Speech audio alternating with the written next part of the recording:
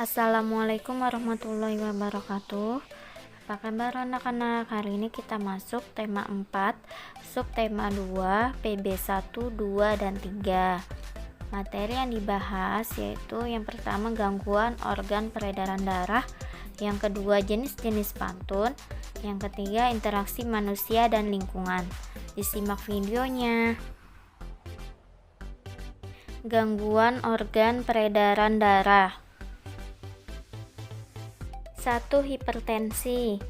Hipertensi disebut juga tekanan darah tinggi. Hipertensi adalah suatu keadaan ketika kondisi tekanan darah yang mengalir pada pembuluh darah melebihi batas normal. Penyebabnya yang pertama faktor keturunan, yang kedua kebiasaan merokok dan minuman alkohol, yang ketiga pola makan terlalu banyak mengkonsumsi lemak. Kedua, hipotensi adalah tekanan darah rendah, yaitu suatu keadaan ketika tekanan darah yang mengalir pada pembuluh darah berada pada batasan di bawah normal. 3. Kanker darah, leukemia. Leukemia disebabkan adanya sel kanker yang menyerang bagian darah yang mengalir dari pembuluh darah, terutama sel darah putih. Penyebabnya virus karsinogenik, paparan zat radioaktif, konsumsi alkohol, kebiasaan merokok, serta faktor genetik. Yang keempat, jantung koroner. Jantung koroner adalah suatu keadaan ketika peredaran darah yang mengalir pada pembuluh darah koroner mengalami penyumbatan sehingga peredaran darah terganggu. Penyebabnya terjadinya endapan lemak, endapan zat kapur, yang ketiga pengeras pembuluh nadi atau arteri. 5. Gagal jantung. Gagal jantung adalah keadaan ketika jantung pada tubuh seseorang gagal untuk bekerja secara optimal, sehingga kekuatan konstruksi dari jantung menurun yang menyebabkan berkurangnya pasokan darah ke seluruh tubuh. Yang keenam, anemia. Kondisi ketika tubuh kekurangan sel darah merah yang sehat atau ketika sel darah merah tidak berfungsi dengan baik. Kemudian penyebabnya yang pertama faktor genetik, yang kedua kekurangan zat penting bagi tubuh. Yang ketujuh, stroke.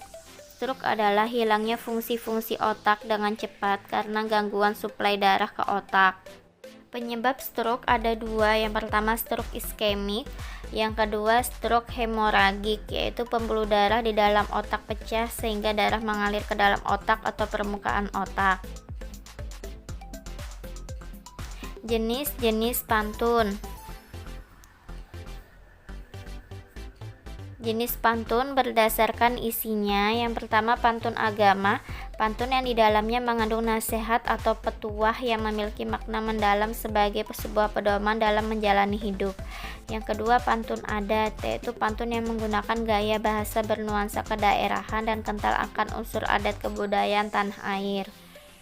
Yang ketiga pantun dagang atau pantun nasib, rangkaian kata-kata yang merefleksikan nasib atau keadaan seseorang. Dan yang keempat, pantun kepahlawanan, pantun yang isinya berhubungan dengan semangat kepahlawanan. Interaksi manusia dan lingkungan. Yang pertama, interaksi dalam pembangunan lingkungan alam. Lingkungan dibedakan menjadi dua. Yang pertama, lingkungan biotik, yaitu segala yang ada di lingkungan yang berupa makhluk hidup, seperti manusia, hewan, tumbuhan. Yang kedua, lingkungan abiotik, yaitu segala yang ada di lingkungan yang bukan makhluk hidup, contohnya air, tanah, suhu udara, dan cahaya matahari. Interaksi manusia dengan alam dibedakan menjadi dua. Yang pertama, interaksi yang bersifat adaptasi, yaitu penyesuaian diri dengan alam, seperti nelayan berlayar menyesuaikan cuaca.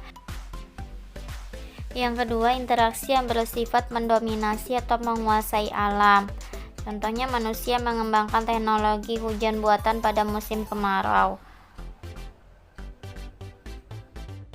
Yang kedua, interaksi dalam pembangunan lingkungan sosial. Interaksi sosial adalah hubungan timbal balik antara manusia dan atau organisasi dalam kehidupan masyarakat. Interaksi sosial ada tiga. Yang pertama, interaksi individu dengan individu. Yang kedua, individu dengan kelompok. Yang ketiga, kelompok dengan kelompok.